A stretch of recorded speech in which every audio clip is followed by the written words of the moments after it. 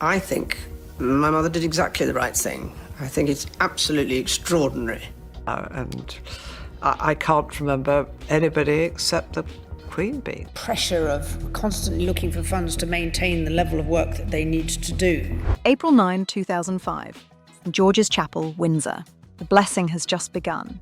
800 people in the room, the Archbishop of Canterbury at the front, and somewhere in the family block, the Princess Royal is seated in her documented precedence position relative to the woman her brother just married. Not beside her, but in the specific position the Elizabeth title restriction required. The Clarence House announcement had come 58 days earlier. Camilla would be styled Duchess of Cornwall, not Princess of Wales. The instrument of consent had been signed at Privy Council 5 weeks after that. The conditions were written and the framework was set, and then came the blessing. The first official occasion on which both women appeared in the same formal precedence context. Anne showed up, took her position, and said nothing publicly about any of it. That was 2005. Same documented precedence pattern held across every major official event for the next 17 years. 45 official engagements recorded in the court circular across that period, featuring both women in formal institutional contexts. Not once did the position shift or address it publicly. Most coverage of Anne and Camilla treats this as a personality story. 2 women, 1 institution, old tensions, cold shoulders at official events across 2 decades. That framing is everywhere, and what it skips is the documented event record, which tells a more specific and more institutional story than any anonymous source ever did. Because this is not a story about 2 women who don't get along. What the precedence record actually shows is a constitutional standard, written by 1 sovereign, held by 1 person in complete silence across 20 years of official events. And what that silence reveals about the power map this institution is still running on. And royal commentators frame this as a major reputational crisis for the monarchy. Here is what the documented event record shows. For 20 years, every major official occasion at which Anne and Camilla appeared together produced the same precedence result. In that same period, Anne made 0 public statements about Camilla's position in the institution. The rule is documented. The Clarence House announcement, the instrument of consent, the title restriction that held for 17 years. All of it is in the public record. What 20 years of official events reveals about the 1 person who held that standard most precisely, without ever saying a word about it publicly, that is what this video is about. If that is the version of this story you have not seen assembled before, subscribe now. Because the pattern across the named event record is specific. And it is unambiguous. The Princess Royal is the hardest working member of the royal family by every documented metric. In 2023, her court circular count was 457 engagements. King Charles managed 425. The gap is not new. It has held across decades of recorded duty. That volume of public visibility means something specific in this context. Every official engagement is a documented institutional moment. And across every official event at which Anne and Camilla appeared together from 2005 onward, the position Anne took was the same. The precedence framework the title restriction required applied precisely, without deviation, without comment. Not once in 17 years did she give an interview explaining it. Not once did she brief a biographer on what it meant. The action is in the record. The reasoning never left the room. That is the paradox the documented event record presents. The most visible working royal in the institution, and the one who held her most significant institutional position in complete silence. The February 2005 Clarence House announcement was not a styling preference. It was a constitutional instrument with no historical precedent behind it. Under English common law, the wife of a king is automatically the Queen. That is the rule, not a convention or a legal default. What the 2005 announcement attempted was a deliberate override of that default. Camilla would be Duchess of Cornwall. The intended future styling was Princess Consort. Stephen Cretney, the constitutional authority, said at the time that Clarence House had deliberately glossed over the legal position. David Panic raised the possibility of what he called a right royal nullity. The institution had attempted something with no legal foundation, and the precedence framework that followed, the one that held Camilla in a specific position relative to every senior working royal from 2005 onward, required active interpretation at every official event where the question arose. Protocol does not interpret itself. At transitional moments, someone had to apply it. The documented record is specific about who that someone was. This is not a story about a personal rivalry between two women. It is a story about a constitutional standard held by one institution, applied by one person in documented silence across 20 years, and what that standard reveals about the power map this institution is still running on. He defended the role of the monarchy and pushed back against claims or suggestions that the monarchy needs to be slimmed down. That reframe matters, because the people who actually map the official event record across 20 years consistently find that the institutional story and the personality story are not the same story, and only one of them is in the documented record. The other one is in the anonymous briefings, the unnamed sources, the palace insiders who have a version of events that never quite makes it into the photographic record or the seating plans or the court circular. The documented record has no stake in the narrative. It just shows what happened at which event in which order across 17 years. That is the story this video is telling. Most of the coverage of Anne and Camilla is sourced from palace insiders and anonymous briefings. Penny Junior says Camilla was slightly intimidated by Anne. Angela Levin says Anne kept Camilla at arm's length. Judy James calls the body language frosty. Those characterizations may be accurate. What none of them do is explain the mechanism, the specific constitutional instrument that determined what Anne's position at every official event was required to look like, and what the documented precedence record across those events actually shows.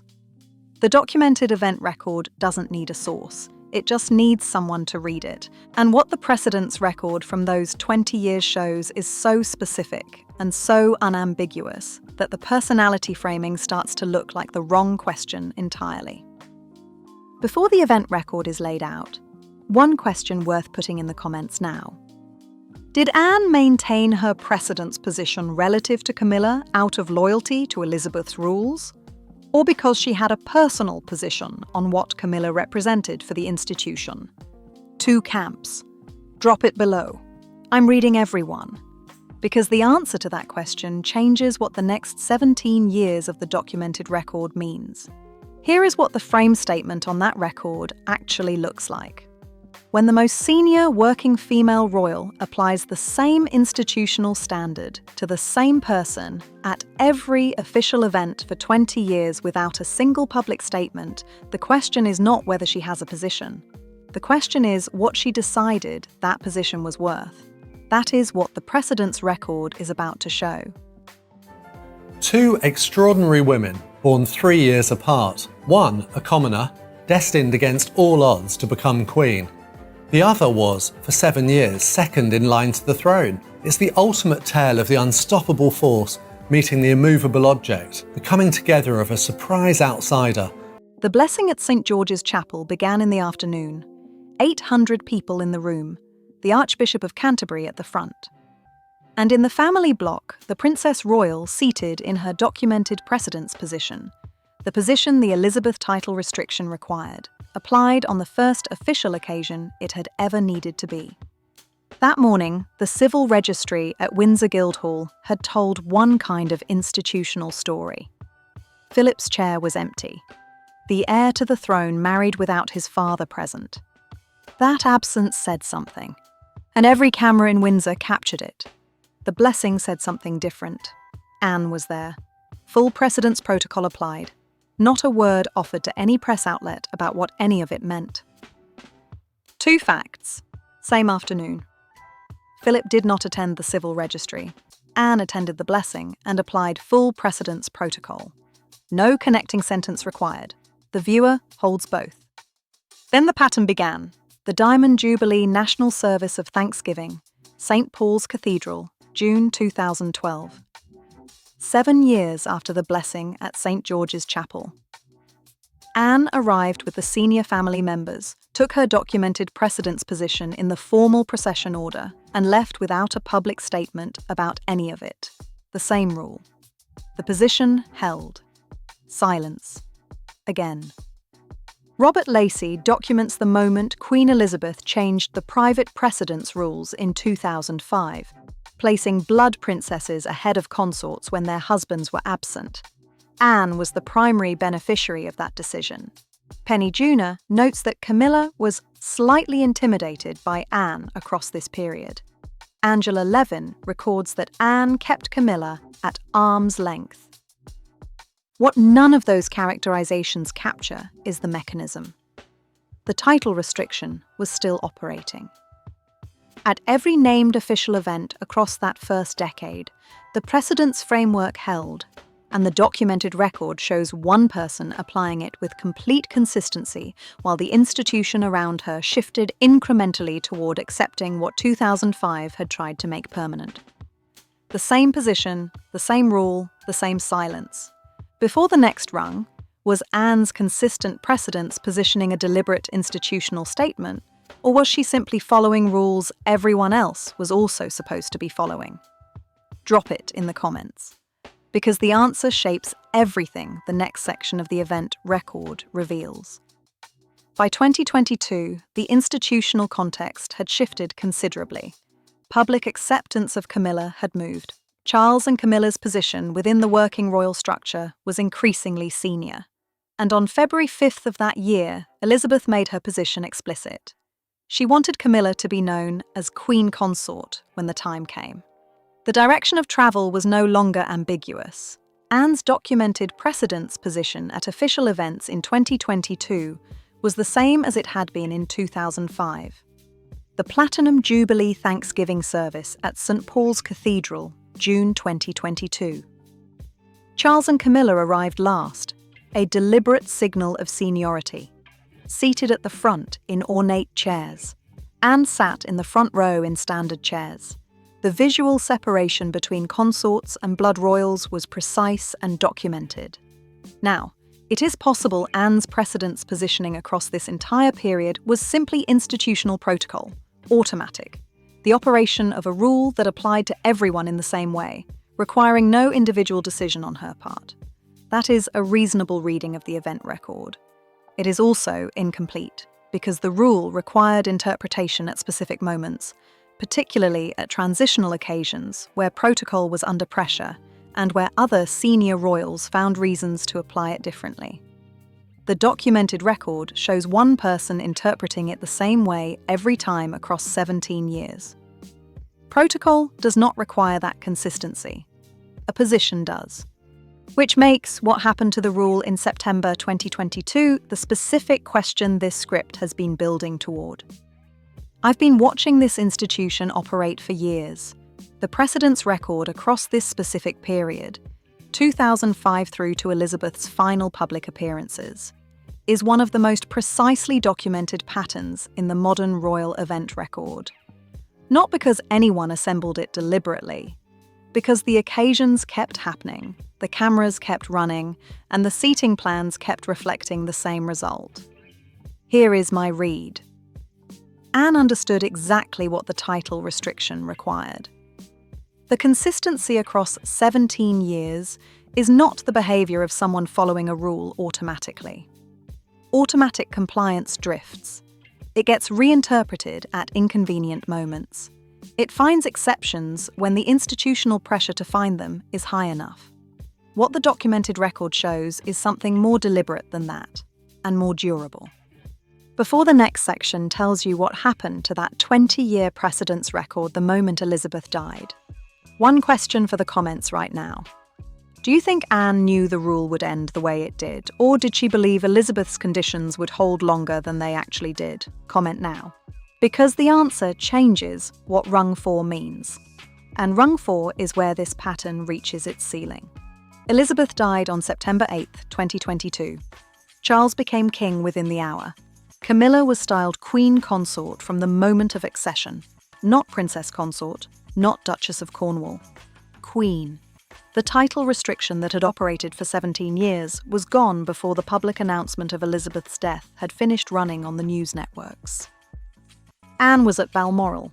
She was documented as the first to curtsy to the new king, before any public ceremony, before any formal protocol required it.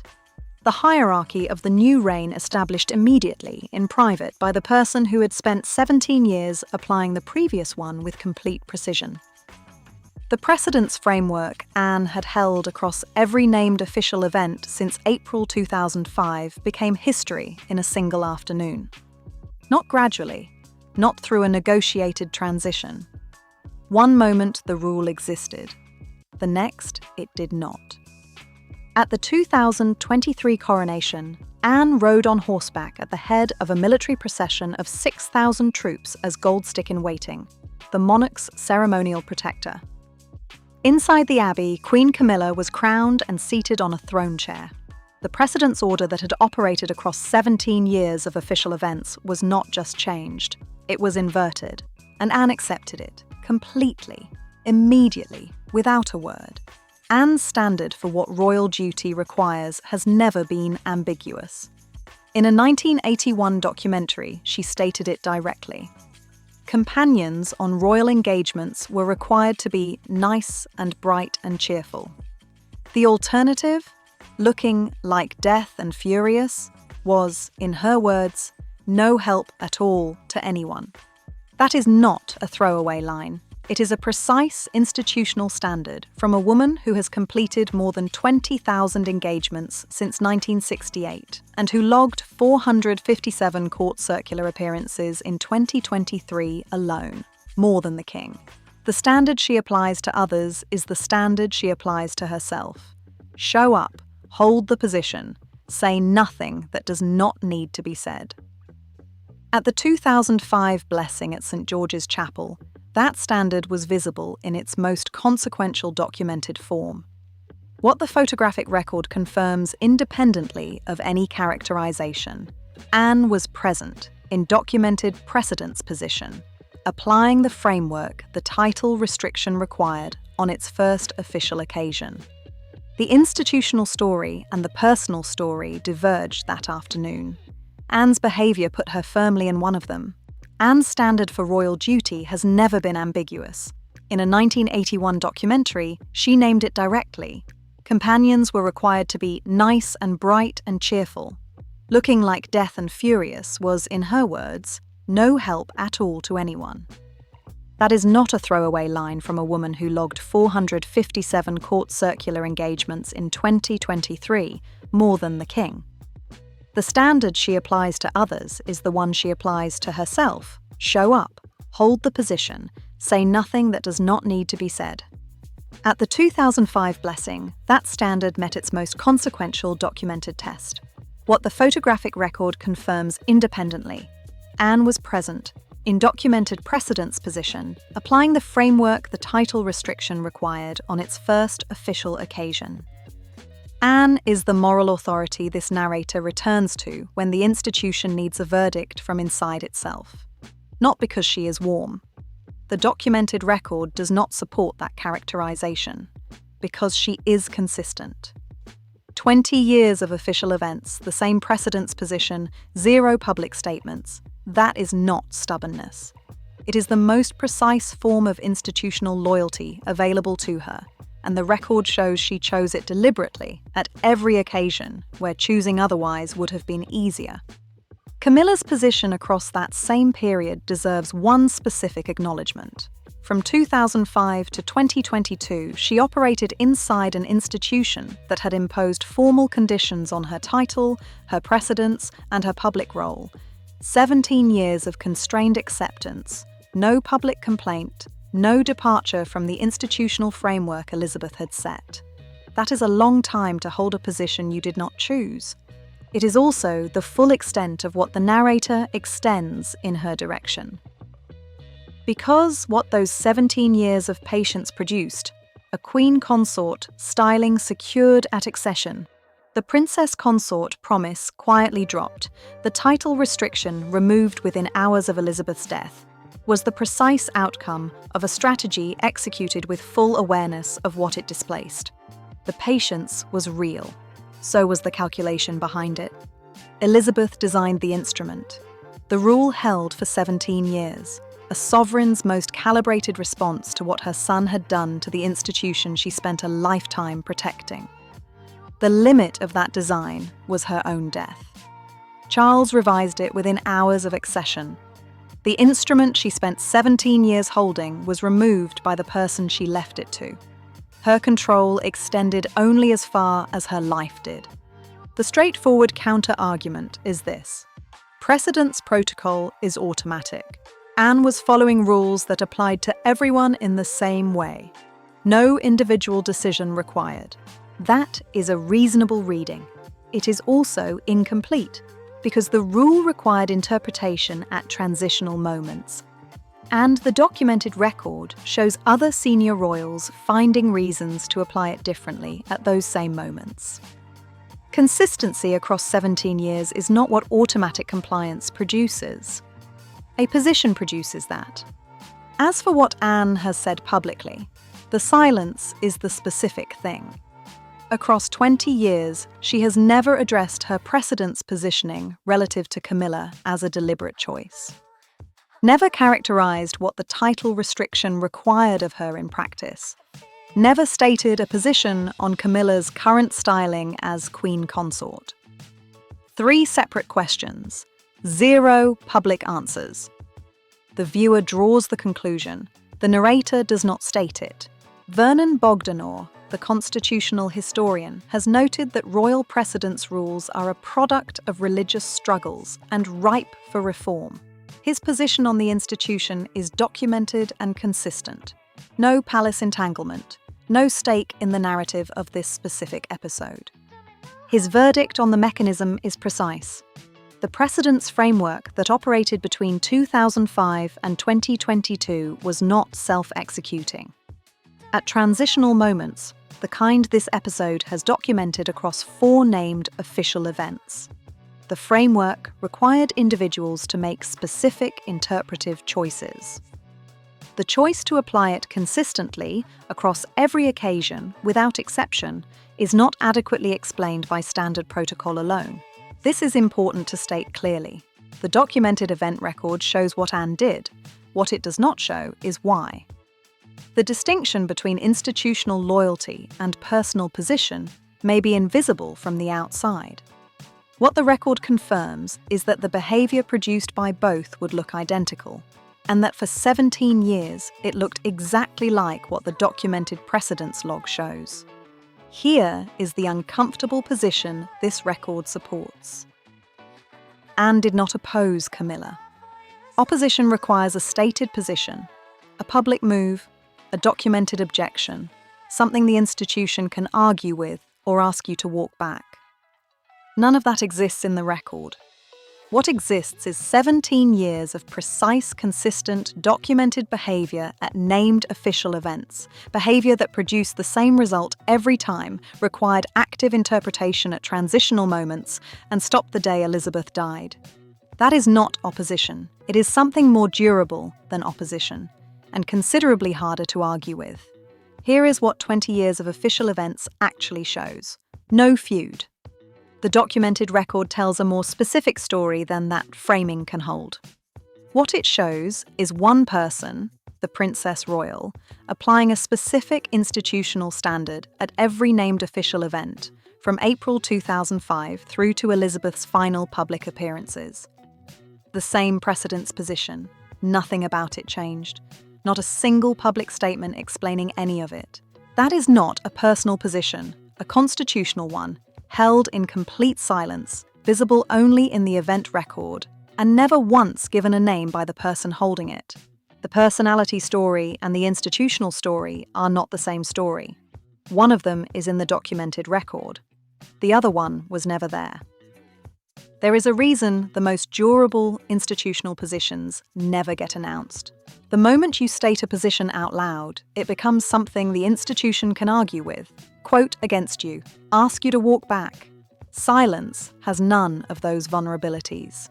Silence just sits there, in the photographic record, in the seating plans, in 20 years of official events that say exactly what the person holding them never did. That is the specific power Anne carried into every one of those rooms, not a statement, a standard.